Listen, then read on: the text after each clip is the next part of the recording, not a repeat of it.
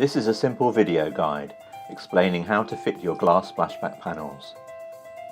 Before we get started, here are a few bits of advice so that you can avoid some common splashback issues further down the line. Number 1. Make sure that your walls are in a reasonable condition by removing flaking paint and treating crumbling surfaces with a primer. Number 2. The surfaces should be clean, dry and free from dust. Any damp issues should be resolved prior to fitting your splashbacks. Number 3.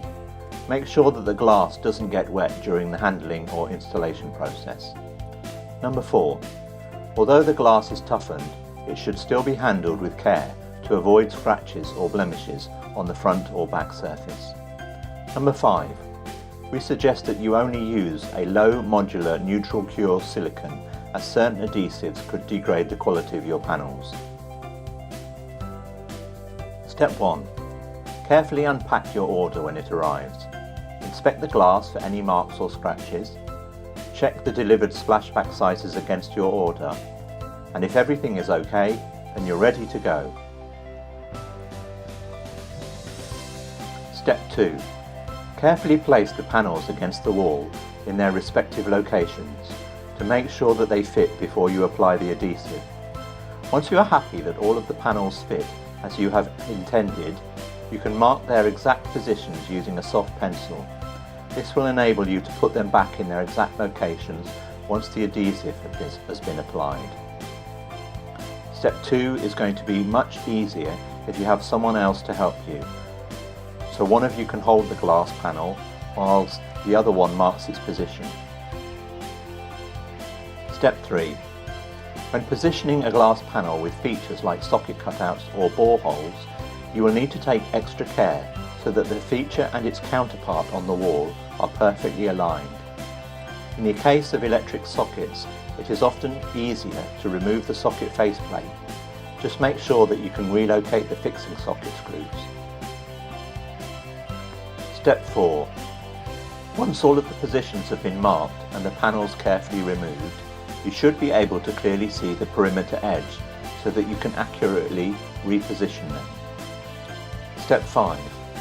Once you have worked out the order that you need to fix the glass splashbacks, you can begin to apply adhesive to the back of the first panel. Using a silicone gun, pipe even strips of silicone along the shortest length of the panel. These should be approximately 10 mm thick, 100 mm apart, and should finish so as to leave a 30 mm border all the way around the edge of the panel. If the shortest length is greater than 500 mm, it is advisable to apply 2 shorter beads of silicone rather than 1 longer one. Step 6. Carefully place and align the bottom of the glass panel onto the worktop or upstand and slowly push the top of the glass into position. When the glass is in position, apply an even pressure against the whole surface of the panel, making sure that all of the adhesive makes contact with the wall. You should find that the adhesive will allow you to gently adjust the position of the panel to its exact position.